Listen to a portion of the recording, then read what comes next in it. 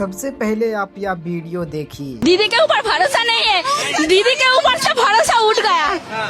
तो किस पे भरोसा है? मोदी जी के पे भरोसा है। परेशान कर दिया मोदी ने, और क्या कर ही रहे हैं, हम ही कर रहे हैं जैसे तैसे, हमें पता है ना।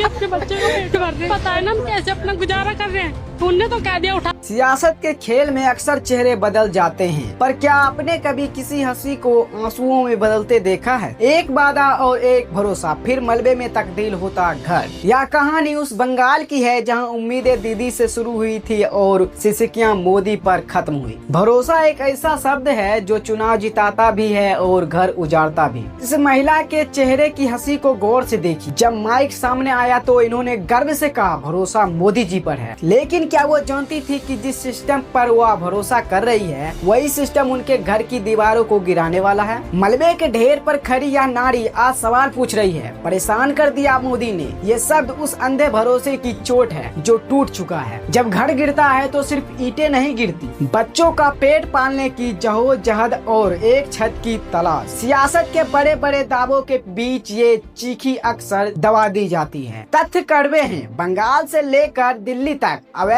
निर्माण और राजनीति के बीच आम आदमी पिसता है। चुनाव आते हैं, रैलियां होती है और फिर शुरू होता है अंधभक्ति और बदले का रौंद। सवाल यह नहीं कि बुलडोजर क्यों चला, सवाल यह है कि उस भरोसे का क्या हुआ जो इस महिला ने अपनी आंखों में सजाया था। आज यह मलबे की ढेरी एक सबक है। नेताओं के चेहरे में अपनी खुशियां ढूंढने से पहले अपनी पैरों के नीचे की जमीन को देख लेना चाहिए, क्योंकि जब सियासत के बुलडोजर चलते हैं तो वो ये नहीं देखते कि हंसने वाला कौन था और रोने वाला कौन। अब फैसला आपका है, भरोसा या हकीकत।